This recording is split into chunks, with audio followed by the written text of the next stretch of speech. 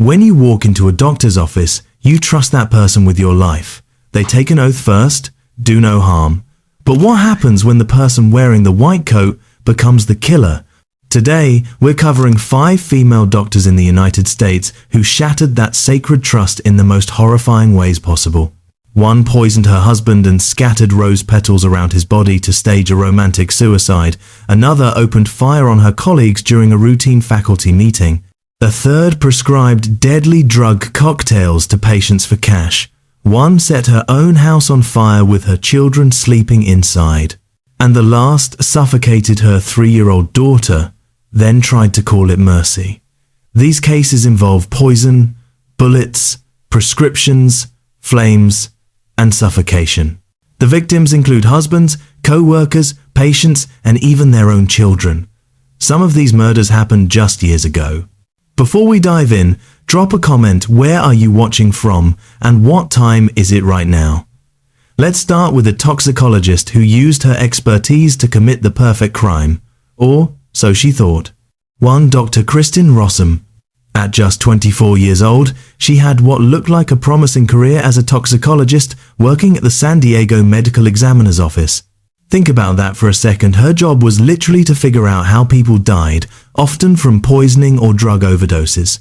She had intimate knowledge of drugs, their effects on the human body, and most importantly, how to disguise a murder. On the surface, her personal life seemed stable too. She was married to a man named Greg DeVillers, who by all accounts was a devoted husband, but beneath that polished exterior, Kristin was hiding some serious secrets. She was a former methamphetamine addict who'd relapsed, and she was having an affair with her supervisor at work. Now, most people in that situation might consider divorce, right? Well, Kristin had a different plan. She wanted to be with her lover, but she didn't want to deal with the financial and social complications that come with ending a marriage. So she decided the easier solution was to make her husband disappear permanently. Greg DeVillers wasn't just her husband, he was the man who'd stood by her through addiction recovery. While she was struggling with her meth problem, Greg supported her, believed in her, and helped her get clean. He had no idea about her affair or that she'd relapsed. In his mind, they were working through their marital problems together, trying to make things work. Meanwhile, Kristin was planning his murder. That's the level of betrayal we're talking about here. Greg trusted her completely, and she used that trust to kill him. Her motivation was as cold as it gets. She simply wanted to start a new life with her lover without the mess of divorce proceedings, without splitting assets, without explaining herself to family and friends. On November 6, 2000, Kristin put her plan into action. She used fentanyl, a powerful opioid that's about 50 to 100 times more potent than morphine. Given her professional background, she knew exactly what dose would be lethal. Then came the staging, and this is where things get really twisted. After killing Greg, she scattered rose petals around his body, trying to make it look like a romantic suicide. The scene was meant to suggest that Greg had killed himself in some kind of poetic, tragic gesture. When police arrived, Kristin claimed she'd just come home and found him dead. She probably thought she'd planned the perfect crime. After all, as a toxicologist, she knew how investigations worked, what evidence to hide, what stories would be believable. But here's where her arrogance caught up with her. Investigators started finding problems with her story almost immediately. Those rose petals? They matched a batch from her workplace, the same ones used in an office display. Then there were her computer searches about how to use fentanyl for maximum effect. The affair came to light during the investigation. Her timeline of events didn't add up. One by one, the pieces of her carefully constructed story fell apart. The very expertise she thought would help her commit murder actually made investigators more suspicious. They knew she had the knowledge and access to pull this off. Kristin was arrested in December 2000, just 1 month after Greg's death. Her trial took place in 2002, and the prosecution laid out a damning case. The evidence was overwhelming: the rose petals, the computer searches, the affair, the inconsistencies in her story, and, most importantly, her professional knowledge of how to kill someone with drugs. The jury convicted her of first-degree murder, and the judge sentenced her to life in prison without the possibility of parole. She's currently incarcerated in California, and despite multiple appeals over the years, every single one has been denied. The courts have consistently found that the evidence against her was solid and her conviction was justified. The reaction to Kristin's case was intense, especially within the medical examiner's office where she worked. Her colleagues were absolutely shocked that one of their own had used her professional knowledge to commit murder. It felt like a betrayal of everything their profession stood for. The public saw it as a corruption of science. Someone who was supposed to use her expertise to solve crimes had instead used it to commit one. Media coverage was extensive, and the case became known as the Rose Petal murder because of that bizarre detail. Greg's family was devastated, not just by his death but by the realization that the woman he'd loved and supported had coldly calculated his murder. Prosecutors called it the ultimate betrayal, using medical knowledge to kill someone who trusted you completely. The case also raised serious questions about oversight in medical examiner offices and whether there should be more safeguards when employees have access to dangerous drugs. Well, Kristin Rossum committed her crime in private, behind closed doors, using poison that killed quietly. But our next doctor? She didn't hide at all. She walked into a university faculty meeting in broad daylight and opened fire. 2. Dr. Amy Bishop. Amy Bishop was brilliant, there's no getting around that fact. She had a PhD in genetics from Harvard, published research papers, and worked as an assistant professor in the biology department at the University of Alabama in Huntsville. At 44 years old, she should have been at the peak of her academic career. But in 2009, the university denied her tenure, which in academia basically means your career at that institution is over. For someone like Amy, who apparently had an enormous sense of entitlement and superiority, this rejection was devastating. Colleagues described her as odd, sometimes unstable, and there were whispers about threatening behavior. But here's the thing that should have set off alarm bells Amy had killed before. Back in 1986, she'd shot her brother to death. At the time, authorities ruled it an accident. Looking back now, that decision seems unbelievable. There was also a pipe bomb incident in 1993 targeting a colleague at another institution where Amy was a suspect. Nobody connected these dots. Nobody saw the pattern of violence that was building. Amy's victims weren't strangers or enemies in the traditional sense. They were her colleagues, people she saw every day, worked alongside, probably ate lunch with in the faculty lounge. 6 people were shot that day. 3 of them died. Dr. Gopi Podila, who was the department chairman and 52 years old, Dr. Maria Ragland Davis, who was 50, and Dr. Adriel Johnson, who was 52. 3 others survived, but carried physical and psychological scars for the rest of their lives. These weren't random victims. They were part of the tenure review process that had rejected Amy's application. In her mind, they'd destroyed her career, taken away everything she'd worked for, and humiliated her. The setting makes it even more chilling. This happened during a routine faculty meeting, the kind of boring administrative gathering that happens in universities every single day. It should have been safe. It should have been just another Friday afternoon meeting where people half listened while thinking about their weekend plans. February 12, 2010 started like any other day at the University of Alabama in Huntsville. Faculty members gathered in a conference room for their regular biology department meeting. Amy Bishop sat there quietly as they went through the agenda, discussing department business, probably some budget issues, maybe course schedules. Then, without warning, she stood up. She pulled out a Ruger P95 9mm handgun and started shooting. Witnesses said she was methodical about it, eerily calm, moving from person to person and pulling the trigger. She shot 6 people before her gun jammed. That malfunction probably saved additional lives.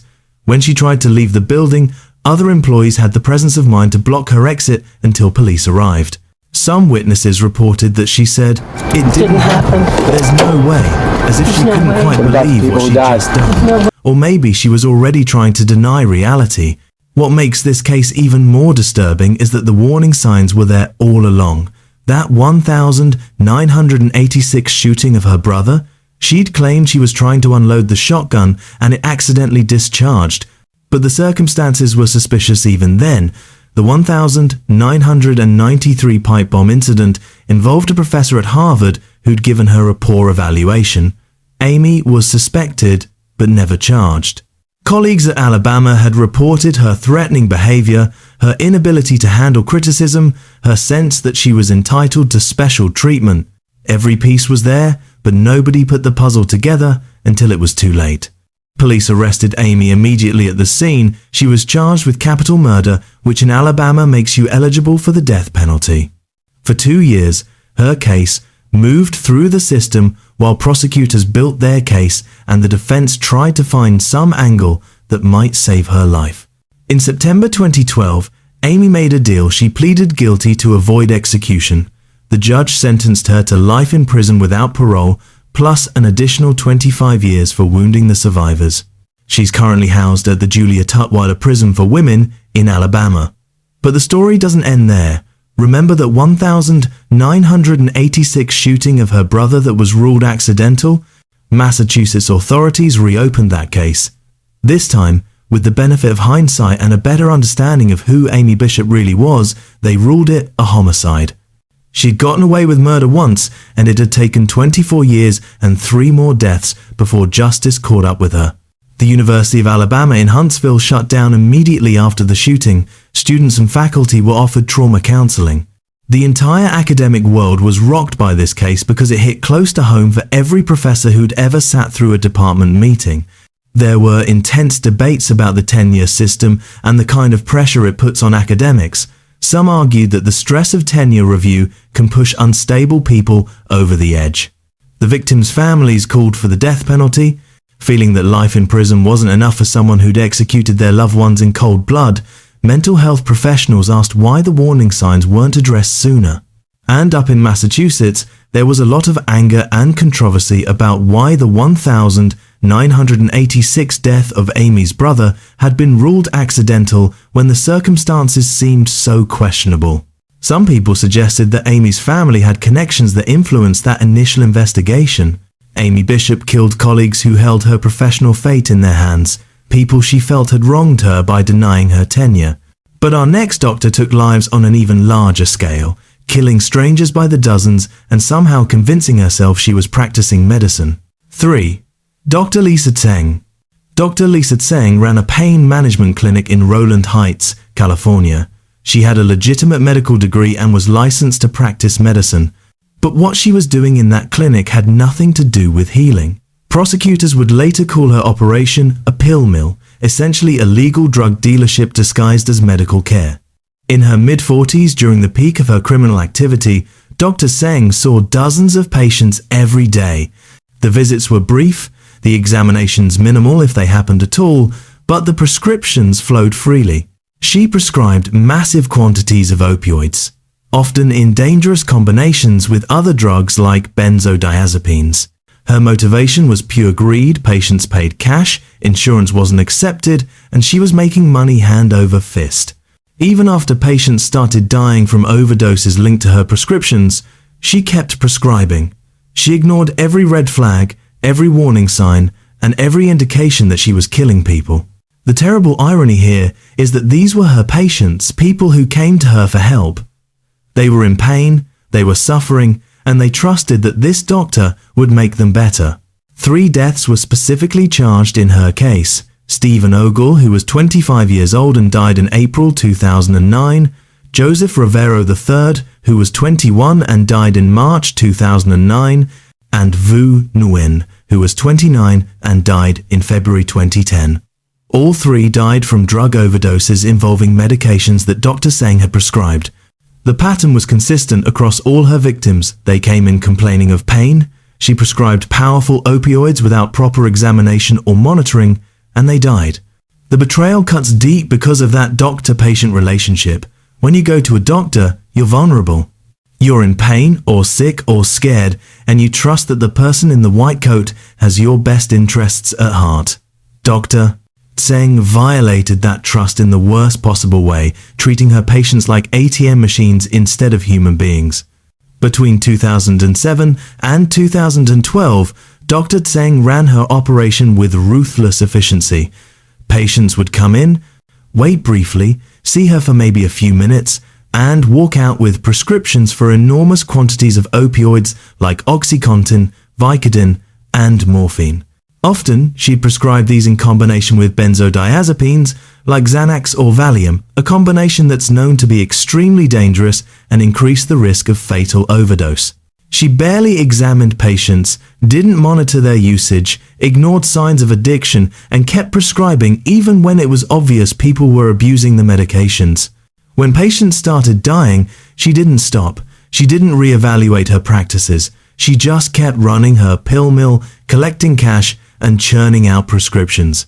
The DEA eventually got involved and started investigating. They found patient records showing incredibly reckless prescribing patterns. They documented multiple overdose deaths directly linked to her prescriptions. They discovered that she only accepted cash payments, which is a huge red flag in medical practice. The evidence was overwhelming. Dr.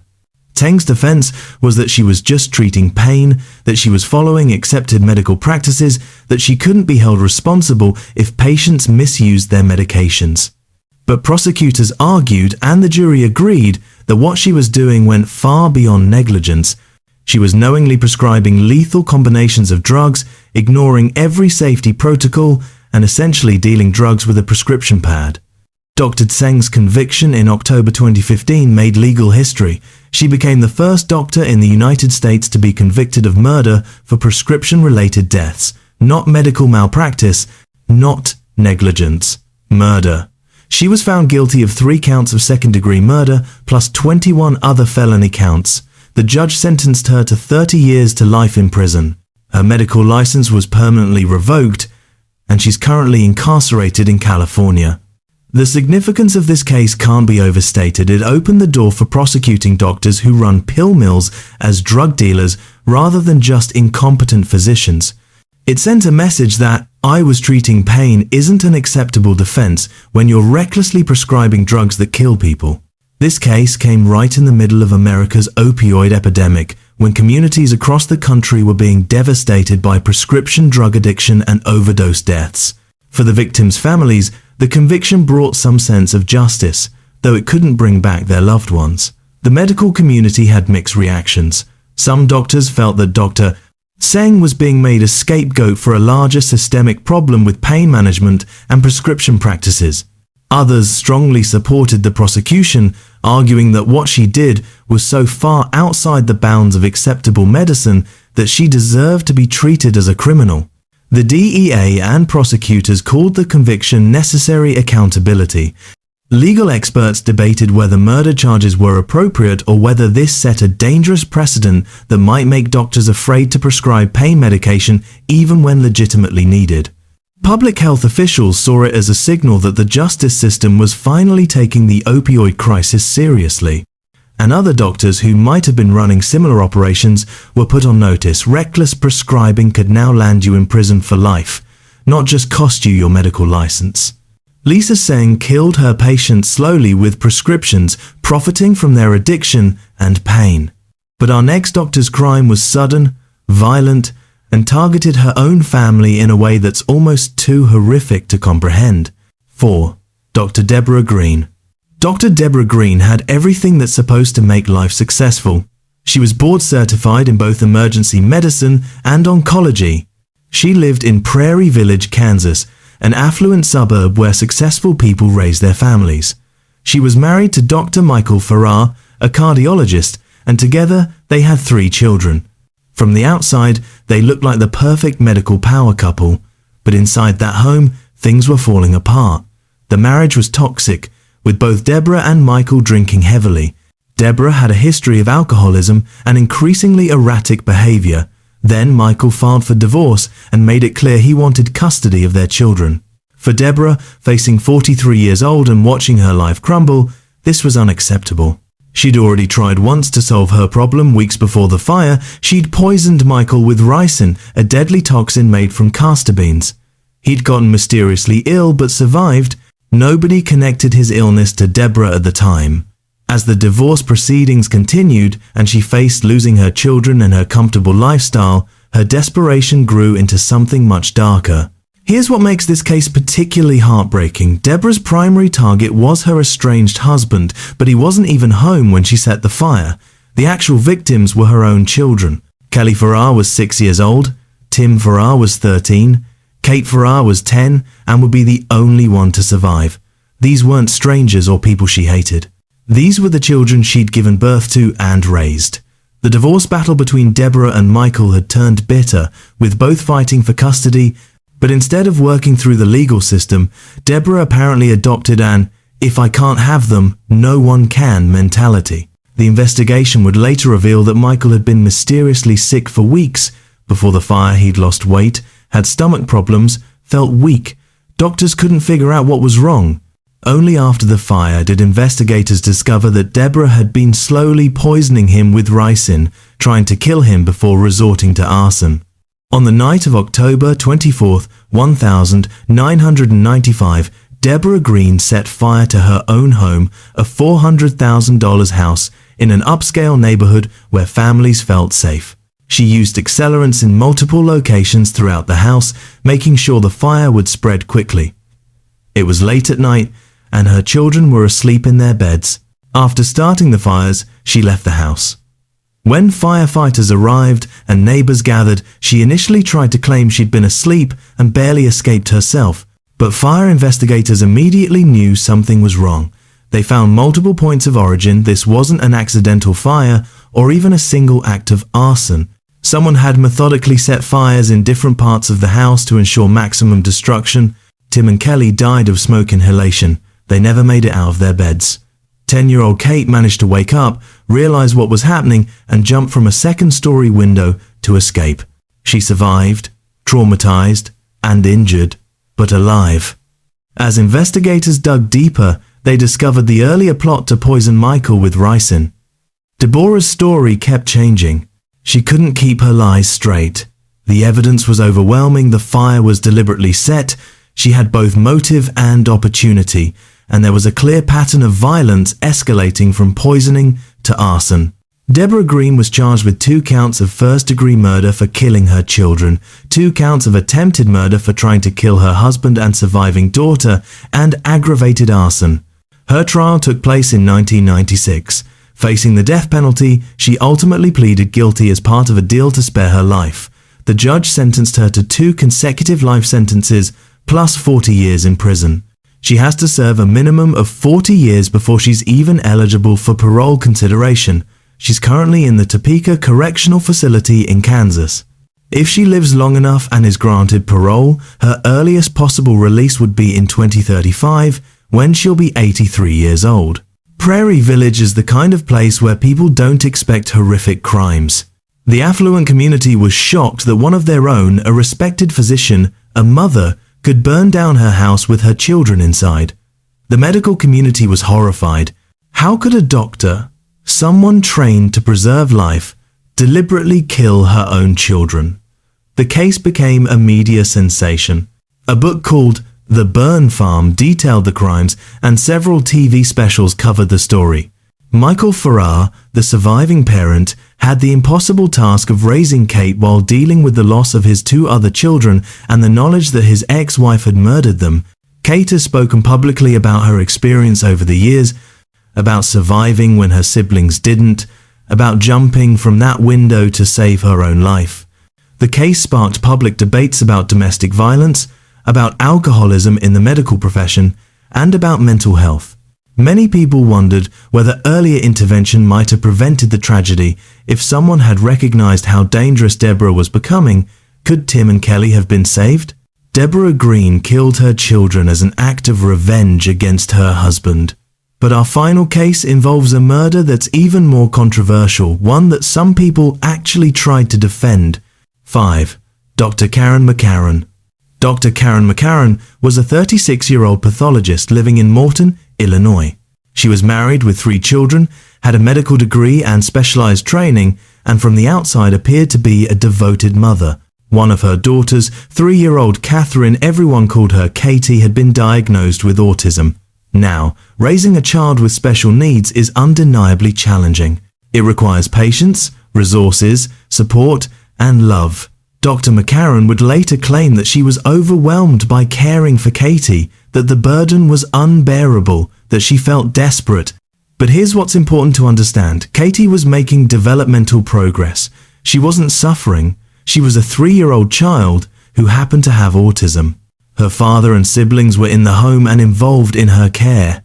Katie was completely dependent on her mother for protection, for care, for love. And her mother decided that Katie's life wasn't worth living. Katie McCarron was 3 years old when her mother killed her. She had autism, which meant she experienced and interacted with the world differently than neurotypical children. Dr. McCarron portrayed caring for Katie as this overwhelming, impossible burden that no one could understand. But the reality, as documented by therapists and family members, was that Katie was making progress. She was learning. She was growing.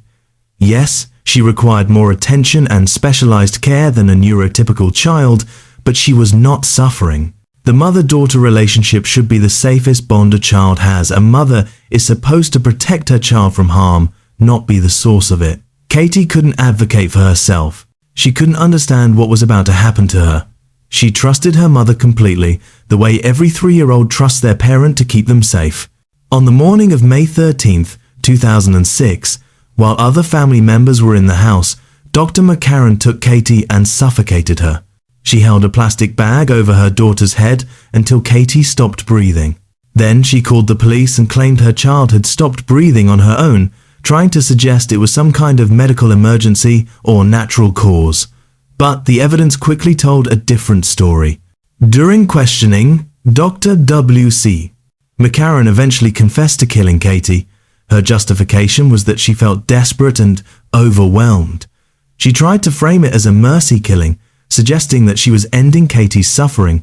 But Katie wasn't suffering. She was a 3-year-old child with autism who deserved to live, who was making progress, who had a future ahead of her. This wasn't euthanasia of someone in unbearable pain with a terminal illness. This was murder of a disabled child whose mother decided her life wasn't valuable enough to preserve. Dr. McCarron was arrested shortly after Katie's death in May 2006. She was charged with first-degree murder. Her trial took place in 2008. The defense strategy tried to argue extreme emotional disturbance, essentially asking the jury to feel sympathy for how hard it was to raise an autistic child. The prosecution countered that this was premeditated murder, plain and simple. They argued that Dr. McCarron had made a conscious choice to kill her daughter, that she'd planned it, and that no amount of stress justifies murdering your own child. The jury found her guilty of first-degree murder. The judge sentenced her to life in prison without the possibility of parole. She's currently incarcerated at the Logan Correctional Center in Illinois. Her appeals have been denied. The courts have consistently held that she committed murder and deserves to spend the rest of her life in prison. This case ignited fierce controversy in ways the other cases didn't. The autism community was outraged, viewing Katie's murder as essentially a hate crime against a disabled child. Disability rights advocates rallied against any expression of sympathy for Dr. McCarron. There was a particular controversy around a documentary called Autism Every Day, which had featured a different mother saying she'd considered murder-suicide while her autistic daughter was in the room. The documentary didn't involve Dr. McCarron, but it showed the kind of mindset that treats autism as a tragedy worse than death. Some people unfortunately expressed sympathy for Dr. McCarron, saying things like, raising an autistic child is so hard, and she must have been at her breaking point. But advocates pushed back hard against that narrative, emphasizing that autism is not a death sentence, that many autistic people live fulfilling, meaningful lives, and that Katie deserved the chance to grow up. Autistic adults spoke out powerfully, essentially saying, Katie was like us, and she deserved to live. Medical ethicists raised serious questions about a doctor, someone who took an oath to preserve life, killing her own disabled child.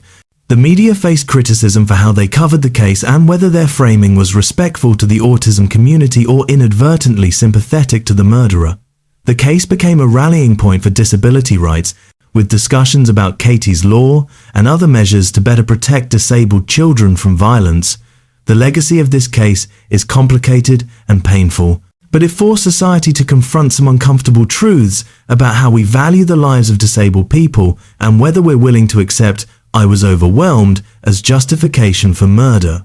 5 doctors, 5 life sentences, 5 complete betrayals of the oath to first do no harm. So we've covered 5 cases spanning 2 decades, from 1995 to 2015. What connects them? All 5 were highly educated professionals who took the Hippocratic Oath promising to heal. Instead, they used their medical expertise to murder. Each received a life sentence. But their differences are striking. Kristin Rossum killed for romance, Amy Bishop killed for revenge after tenure denial, Lisa Tseng killed for greed, running a deadly pill mill, Debora Green killed in rage to hurt her ex-husband, Karen McCarron killed based on twisted ideology about her daughter's worth. The methods varied: poison, gunfire, prescriptions, arson, suffocation. Yet all share that fundamental betrayal of trust. The victims deserve remembering. Greg de Villiers, Dr. Padilla, Dr. Davis, Dr. Johnson, Stephen Ogle, Joseph Rivero III, Vu Nguyen, Tim and Kelly Farrar, 3-year-old Katie McCarron. All trusted these doctors, all deserve to live. These cases prove that evil exists everywhere, even among the educated and privileged. Professional success doesn't equal morality. The system caught them all, but justice can't bring victims back or undo the trauma. Where are you watching from, and what time is it? Drop that in the comments. If this made you think, hit like and subscribe for more true crime deep dives. Thanks for watching.